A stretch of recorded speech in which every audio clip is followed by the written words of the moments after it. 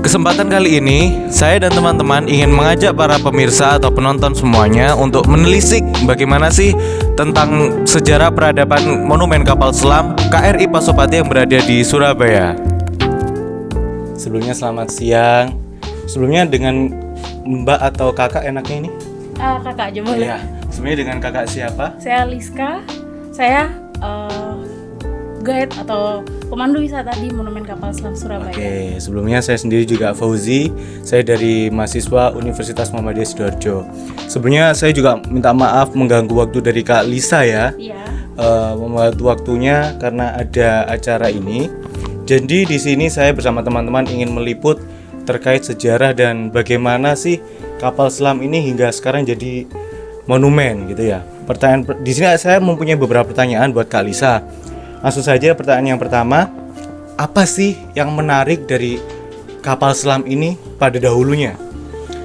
Ini adalah kapal, kalau pada dahulunya kapal ini dibuat di negara Rusia. Jadi sejarahnya kapalnya dibuat di negara Rusia tahun 1952 dan pernah melakukan suatu operasi atau melakukan suatu gerakan oleh Tentara Nasional Indonesia, khususnya TNI Angkatan Laut. Kapal ini digunakan untuk perperangan, yaitu Trikora atau pembebasan Irian Barat melawan Nederland waktu itu di tahun 1962. Dan di tahun itu juga adalah pertama kapal selam ini bertugas untuk di perairan Indonesia. Sampai terakhirnya beroperasi 1989 karena teknologinya dianggap sudah jauh tertinggal oleh teknologi yang sekarang. Dijadikan monumen ya karena kapal ini adalah kapal selam pertama yang dimiliki Indonesia begitu. Oke. Selanjutnya tadi kan sempat bahas ya Kak Lisa bilang kalau bertugasnya Trikora.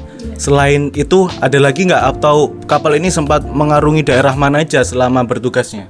Untuk kapal selam ini operasi pertama untuk Trikora, lalu selanjutnya untuk menjaga perairan Indonesia dan sampailah masa pensiun saat itu. Jadi untuk perbatasan laut Indonesia dengan negara tetangga biasa seperti itu untuk penjagaan. Gitu. Oh berarti seenggaknya kapal selam ini udah mengitari seluruh lautan Indonesia ya? Betul. Selanjutnya, kan sekarang kapal ini sudah pensiun atau udah masa purna bakti ya. Lah untuk saat ini kan sudah dijadikan monumen. Lalu untuk pengelolaan dari kapal selam ini apakah ikut Pemprov Surabaya atau pihak swasta sendiri, Kak? Kebetulan monumen kapal selam ini dikelola oleh Koperasi Khusus Angkatan Laut. Jadi bisa dibilang monumen kapal selam dikelola langsung oleh TNI Angkatan Laut Indonesia. Oh, bukan dari Pemprov juga, Kak ya? Oke, terima kasih. Selanjutnya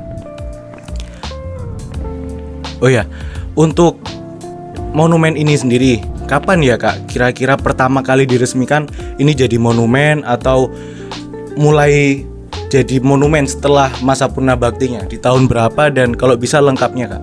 Ya, untuk pertama idenya itu adalah dari para sesepuh khususnya Korps Angkatan Laut di kapal selam. Jadi ini adalah kapal selam pertama yang dimiliki Indonesia. Dipilihnya kota Surabaya karena adalah kota pahlawan dan sekaligus Surabaya adalah pangkalan angkatan laut terbesar yang ada di Indonesia.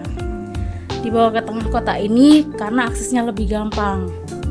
Dengan cara tahun 1996 kapalnya dipotong menjadi 16 potongan, 16 part itu lalu dirakit di sini gitu. Tahun 1998 dibuka untuk umum. Jadi kurang lebih pembangunan monumen kapal selam ini 2 tahun. Berarti bukan langsung panjang gini Kak ya. Soalnya agak-agak nggak mungkin gitu kan ya. Iya. Jadi dipotong-potong dirakit lagi di sini gitu.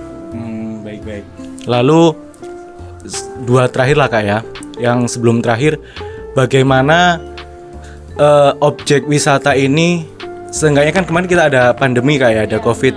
Maksudnya bagaimana intensitas dari pengunjung entah dari kota Surabaya atau luar sendiri, apakah cukup ramai setelah pandemi COVID ini atau ya lebih sepi gitu Kak?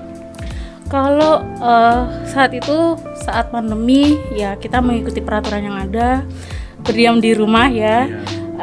Monumen kapal selamnya ini pernah beberapa saat itu kita tutup, lalu kita buka hanya dari jam 8 sampai jam 4 sore. Ada waktu libur atau waktu tutup total itu di hari Senin. Lalu tahun 2022, tepatnya di Mei, bulan Mei, itu kita udah mulai normal dari jam 8 sampai pukul 9 malam. Dan untuk pengunjung yang kesini setelah pandemi ya cukup meningkat sih daripada yang kemarin saat masih pandemi ya gitu. Karena udah bisa tatap langsung gitu kayak. Nah, untuk pertanyaan yang terakhir banget, jadi kapal selam ini masa baktinya tuh berapa ya Kak? Sampai kapal selam itu harus purna bakti. Apakah 10 tahun? Dan waktu setelah jadi monumen ini apakah masih ada perawatan berkala atau ya hanya sekedar penambahan ornamen gitu? Kalau untuk masa pemakaian kapal selam itu semua tergantung dari teknologinya. Biasanya mengikuti tipe atau teknologi yang berkembang. Kalau untuk kapal selam ini sendiri namanya KRI Pasopati itu 27 tahun dari 1962 sampai 89 baru berhenti beroperasi. Tapi kalau untuk setelah jadi monumen kapalnya itu perawatannya kita cukup, kalau misalnya ada berkarat kita cepat-cepat mengatasi gitu. Lalu ya mungkin debu gitu aja sih. Berarti bukan pemeliharaan yang intens seperti kapal pada umumnya gitu kayak. Paling cuma pengecatan gitu aja. Oke. Sebelumnya saya terima kasih banget buat Kak Lisa dan teman-teman juga. Saya mewakili teman-teman berterima kasih, dan apabila ada sedikit kata-kata atau yang kurang berkenan atau kata-kata yang kurang bagus, kami mohon maaf. Terima kasih atas waktunya Kak Lisa. Sampai bertemu kembali. Terima kasih Kak Lisa ya. Iya, sama-sama Kak.